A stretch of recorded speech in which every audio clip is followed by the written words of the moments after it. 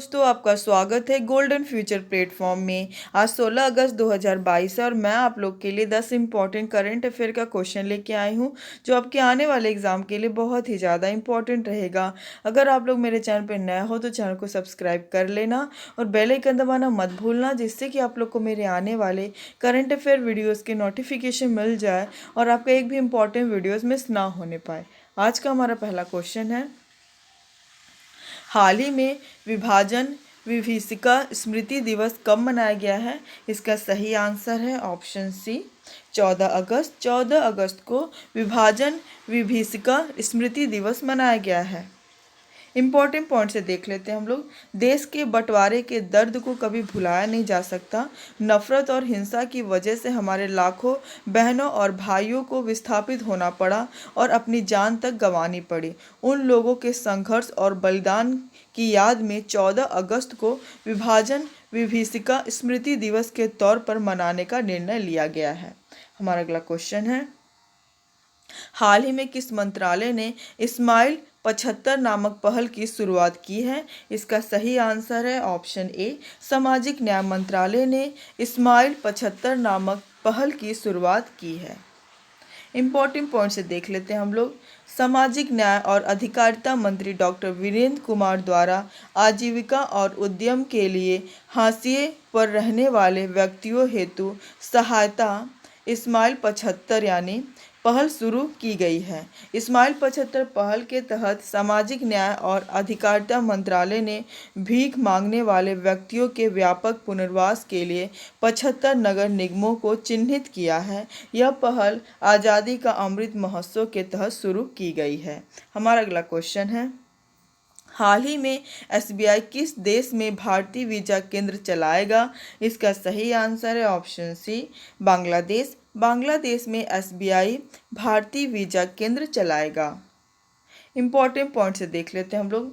भारतीय state bank यानी SBI 2 और वर्षों के लिए बांग्लादेश में भारतीय वीजा आवेदन केंद्र यानी आईवीएसी का प्रबंधन करेगा। संचालन को 2 और वर्षों के लिए विस्तारित करने के समझौते पर एसबीआई और ढाका में भारतीय उच्चायोग के अधिकारियों के बीच हस्ताक्षर किए गए हैं। अब इसमें एसबीआई आ रहा है, इसके बारे में जान लेते हैं। अध्यक्ष हैं दिनेश कुमार खारा। स्थापना हुआ इसका 1 जुलाई 1955 को और मुख्यालय है मुंबई में। हमारा अगला क्वेश्चन है, हाल ही में किस राज्य में अगस्त मलाई में अपना 5वां हाथी रिजर्व मिला है? इसका सही आंसर है ऑप्शन बी तमिलनाडु। तमिलनाडु राज्य में अगस्त मलाई में 5वां हाथी रिजर्व मिला है। इम्पॉर्टेंट पॉइंट से देख लेते हैं हम लोग। विश्व हाथी दिवस 2022 पर तमिलनाडु के मुख्यमंत्री एम.के. स्टालिन ने ट्विटर पर घोषणा की कि तमिलनाडु को अब तिरुनेलवेली जिले के अगस्तमलाई में अपना 5वां हाथी रिजर्व मिल गया है। उन्होंने ट्वीट किया, हाथी वन पारिस्थितिकी तंत्र को संतुलित करने में महत्वपूर्ण भूमिका निभाते हैं। राजसी स्तनधारी प्रगति की संपत्ति है जिन्हें हम हर कीमत पर संरक्षित करना चाहिए। साल 2017 की जनगणना के अनुसार तमिलनाडु में हाथियों की आबादी 2791 है। हमारा अगला क्वेश्चन है, हाल ही में भारतीय वायुसेना किस देश के द्विपक्षीय युद्धाभ्यास में भाग लेने वाली है? इसका सही आंसर है ऑप्शन डी मलेशिया। भारतीय वायुसेना मलेशिया देश के द्विपक्षीय युद्धाभ्यास में भाग लेने वाली है। इम्पॉर्टेंट पॉइंट से देख लेते हैं हम लोग। यह दल दोनों देशों के बीच द्विपक्षीय युद्धाभ्यास उदार शक्ति में भाग लेगा।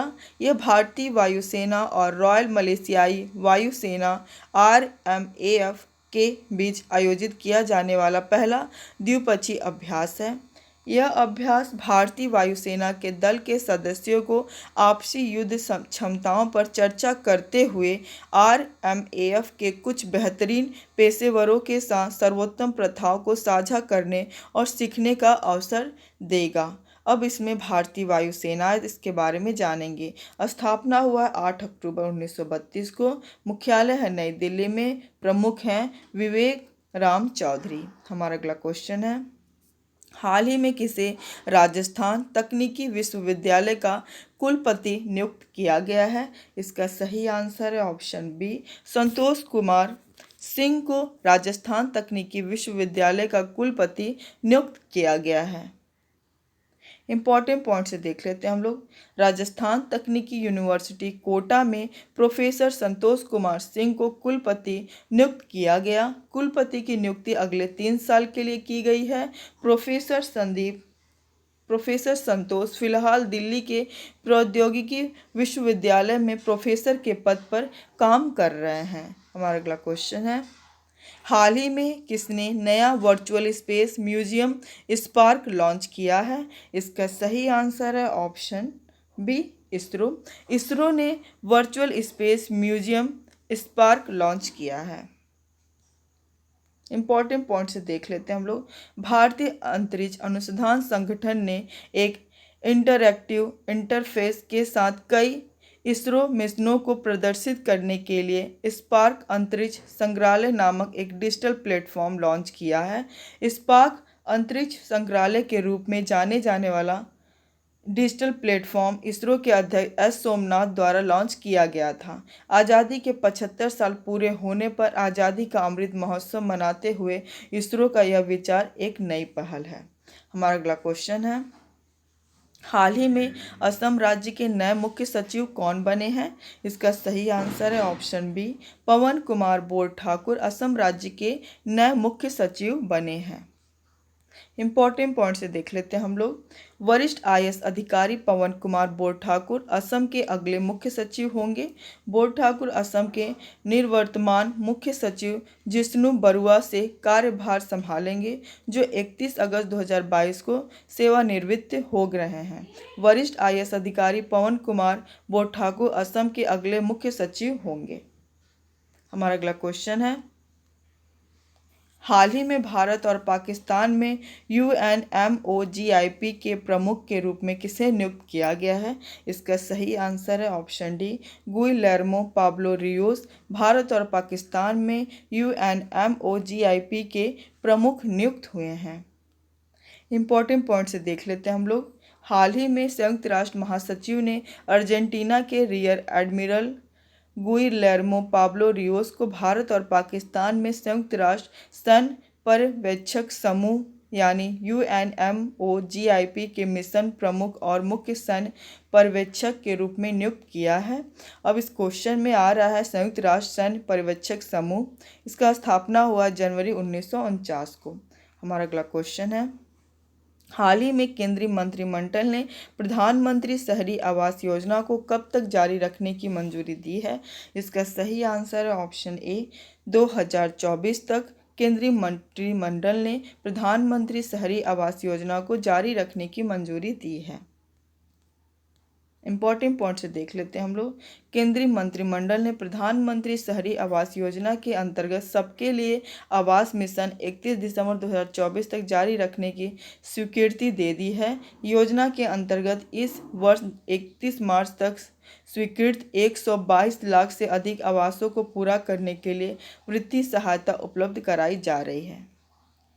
कल का जवाब है, हाल ही में किस देश के वैज्ञानिकों ने दुनिया का पहला कृत्रिम भ्रूण तैयार किया है? इसका सही answer option C, Israel. Israel देश के वैज्ञानिकों ने दुनिया का पहला कृत्रिम भ्रूण तैयार किया है। आज का सवाल है, हाल ही में एक नया जूनोटिक वायरस लैंगिया किस देश में पाया गया है? इसका सही आंसर आप लोग कमेंट बॉक्स में दीजिएगा। आज के लिए बस इतना ही। Thank you for watching.